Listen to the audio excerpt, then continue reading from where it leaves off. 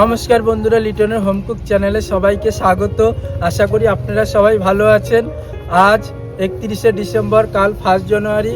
তাই আমার বাড়ির সবাই আর আমার আশেপাশের বোনরা সবাই আমাকে ধরেছে যে আজ ওরা পিকনিক করবে। তাই আজ ওদের জন্য আমি রান্না করব ফ্রাইড রাইস আর প্যারিসের মাংস। তাই প্যারিসের মাংস কিভাবে রান্না করতে হয় আমার ভিডিওটা দেখবেন, আশা করি ভালো লাগবে। আপনারা এইভাবে বানাবেন বাড়িতে, খুবই সুস্বাদু লাগবে খেতে। তাহলে চলুন ভিডিওটা শুরু করা যাক। আর এই দেখুন সবাই কাটাকাটি করছে, আমার সাথে সহযোগিতা করছে।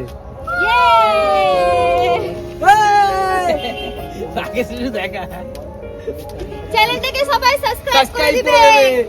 এই দেখুন এখানে 3.5 কেজি প্যারিসের মাংস আছে, আর দেখুন কত সুন্দর তেল হয়েছে। এই মাংসটা যদি ঠিকঠাক করে রান্না করা যায় তাহলে খুবই সুস্বাদু লাগে খেতে।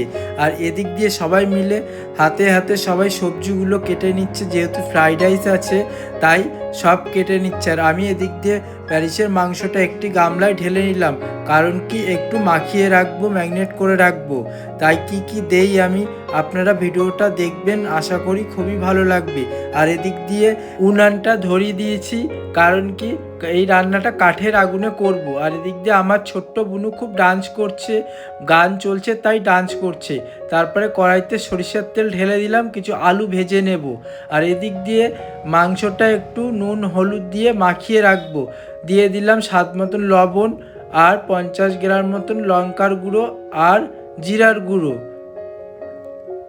আর দিয়ে দিলাম হলুদ গুঁড়ো। দিয়ে একটু সরিষার তেল দিয়ে ভালো করে মাখিয়ে রাখতে হবে, তাহলে লবণটা ভালোভাবে ঢুকে যাবে। তাই হাত দিয়ে ভালো করে একটু মাখিয়ে নিলাম। আপনারা এই প্যারিসের মাংস এইভাবে রান্না করবেন। আর যদি কাঠের জালে রান্না করতে পারেন তাহলে তো কোনো তুলনাই নেই, খুবই সুস্বাদু লাগবে এই চিকেন। কারণ কি এই মাংসটা এইভাবেই রান্না করতে হয়, বেশি মশলা ইউজ করা যাবে না। তারপরে কড়াইতে তেল গরম হয়ে গেছে, এখন কিছু আলু ভেজে নেব। কারণ কি মাংসতে আলু না দিলে মাংসই জমে না। সবাই আলুটা খেতে ভালোবাসে, যেহেতু আমি পিকনিকের রান্না করছি তাই আলু দিতেই হবে। তাই কিছু আলু ভেজে নেওয়া হলো।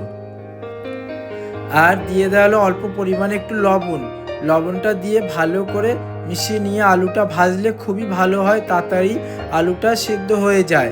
আপনারাও এরকম বাড়িতে করবেন, আপনারা সবাই জানেন এইভাবে করলে খুবই ভালো হয়, আপনারাও করবেন। আর এদিক দিয়ে আমার ছোট্ট বুনু বোনদের সাথে খেলা করছে, দেখুন একটি লাঠি নিয়ে খুব দুষ্টুমি করছে। আর এদিক দিয়ে আলু ভাজা হয়ে গেছে, এখন আলুগুলো তুলে নেব। আলুগুলো তুলে তারপরে মাংসটা করে নেব। আপনারা এরকম রেসিপি দেখতে হলে অবশ্যই আমার চ্যানেলটি সাবস্ক্রাইব করবেন, লাইক শেয়ার কমেন্ট করবেন। আর কি রেসিপি দেখতে চান আমাকে কমেন্ট করে জানাবেন। তারপরে এই তেলে দিয়ে দিলাম তেজপাতা আর কিছু কুচনো পেঁয়াজ দিয়ে ভালো করে পেঁয়াজটা ভালো করে একটু ভেজে নিতে হবে। অবশ্যই পেঁয়াজ ভালো করে ভেজে নেবেন। তারপরে ভেজে নেওয়ার পরে দিয়ে দেওয়া হলো রসুন বাটাটা দিয়ে ভালো করে একটু কষিয়ে নিতে হবে। যতক্ষণ রসুনের কাঁচা গন্ধটা না যাবে ততক্ষণ রসুনটা কষাতে হবে। আমিও ভালো করে কষিয়ে নিয়েছি। আর আপনারা তো জানেন যে আমি অনুষ্ঠান বাড়িতে রান্না করি, যে কোনো অনুষ্ঠান বাড়িতে রান্না করি বা ক্যাটারিং সহ কাজ নিই। আপনারা চাইলে আমাকে বুকিং করতে পারেন, আমার চ্যানেলে আমার ফোন নাম্বার দেওয়া আছে। আমি যে কোনো অনুষ্ঠান বাড়িতে রান্না করি এবং আমি ক্যাটারিং সহ কাজ নিই। তারপরে দিয়ে দেওয়া হলো আদা বাটা আর টমেটো কুচিটা দিয়ে দিতে হবে লবণ, অল্প পরিমাণে আর একটু লবণ দিয়ে দেওয়া হলো। তাহলে কি হয়, টমেটোটা ভালোভাবে গলে যাবে। মশলা থেকে প্রায় তেল ছেড়ে দিচ্ছে, আমি আরেকটু ভালো করে কষিয়ে নেব। এখন দিয়ে দিতে হবে মশলা। কি মশলা, যেমন দেওয়া হলো হলুদ গুঁড়ো, জিরার গুঁড়ো, আর দিয়ে দেওয়া হলো লঙ্কার গুঁড়ো। আপনারা ঝাল যেরকম খাবেন সেরকম পরিমাণ বুঝে ঝাল দেবেন। আর দিয়ে দেওয়া হলো একটু কাঁচা লঙ্কা বাটা। এই মাংসটা একটু ঝাল হলে খেতে ভালো লাগে। আর এখন তো শীতকাল, একটু যদি ঝাল হয় আরও জমে যায়। তারপরে অল্প পরিমাণে একটু জল দিয়ে দেওয়া হলো, দিয়ে এখন ভালো করে আর একটু কষিয়ে নিতে হবে। সবাই আমাকে বলেছে দাদাভাই একটু ঝাল ঝাল করবি, তাই আমি একটু ঝাল ঝাল করেছি। আর এই মাংসটা ঝাল ঝাল করলে খুবই ভালো লাগে। এখন এই মশলাতে দিয়ে দিতে হবে ওই মাংসগুলো, মাখিয়ে রাখা মাংসগুলো এখন ঢেলে দিলাম, দিয়ে ভালো করে এখন কষিয়ে নিতে হবে। যতক্ষণ না মাংস থেকে তেল ছেড়ে দেবে, ভালো কালার না আসবে, ততক্ষণ ভালো করে কষাতে হবে। আর আমি এই রান্নাটা তো কাঠের আগুনে করছি, জানেন তো, তাহলে কীরকম হবে? খুবই ভালো হবে। কাঠের আগুনে মাংস রান্না সত্যি খুব ভালো হয়। অল্প পরিমাণে একটু বাটিগুলো ধুয়ে একটু জল দিয়ে দেওয়া হলো, দিয়ে ভালো করে এখন কষিয়ে নিতে হবে।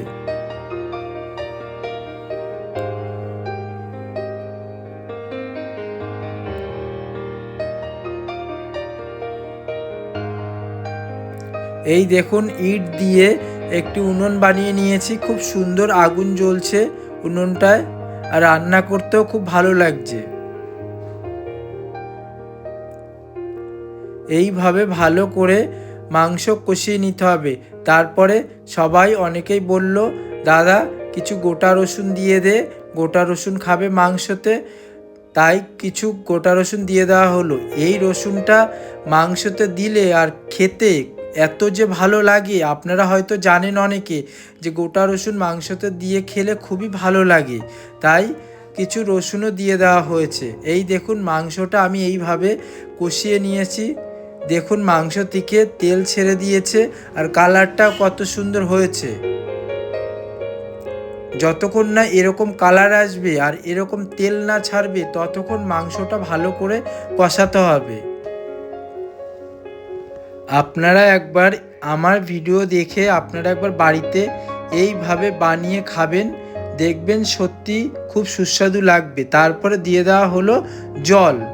জলটা অবশ্যই একটু বেশি পরিমাণে দিতে হবে, কারণ কি এটা প্যারিসের মাংস, এটা খুবই শক্ত মাংস হয়, তাই একটু বেশি জল দিয়ে ভালো করে সেদ্ধ করে নিতে হবে। তাই আমি একটু বেশি পরিমাণে জল দিয়েছি।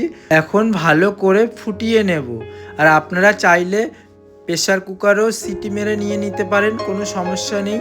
আমরা যেহেতু কাঠের আগুনে করছি পিকনিক, তাই আমরা কড়াইতেই মাংসটা রান্না করেছি, একটু জল বেশি দিয়ে। এখন ভালোভাবে জ্বালিয়ে ঝোলটাকে টানিয়ে নিতে হবে, কারণ কি মাংসটাও তাহলে সিদ্ধ হয়ে যাবে। এই দেখুন প্রায় হয়ে আসছে, আর সবাই বসে আছে, শীতকাল যেহেতু, তাই একটু পাশে বসে আগুন পোয়াচ্ছে। এখন দিয়ে দেওয়া হলো ভাজা আলুগুলো দিয়ে আর একটু ভালো করে ফুটিয়ে নিতে হবে। মাংস প্রায় সেদ্ধ হয়ে এসছে, তো আমি আর একটু করে নেব, কারণ এতটা পরিমাণে ঝোল রাখা যাবে না। এই দেখুন এখন দিয়ে দেওয়া হলো গরম মশলার গুঁড়ো আর ভাজা জিরের গুঁড়ো। এই মশলাটা আমি ঘরে বানিয়ে রেখেছি, তাই এই মশলাটা দিয়ে দিলাম। আপনাদের আমি মশলা রেসিপি দিয়েছি, আপনারাও চাইলে এরকম মশলা বাড়িতে বানিয়ে নেবেন, খুবই ভালো লাগে এই মশলাটা। এই দেখুন আমার মাংস হয়ে গেছে, এখন একটি গামলায় ঢেলে নেওয়া হলো। বেশি ঝোলও রাখিনি, বেশি গাঢ়ও করিনি, মিডিয়াম পরিমাণে রেখেছি, কারণ কি সবাই তো খাবে, তাই। এই দেখুন মাংস থেকে তেল ছেড়ে দিয়েছে আর এরকম কালার হয়েছে, সত্যি খুব ভালো হয়েছিল মাংসটা।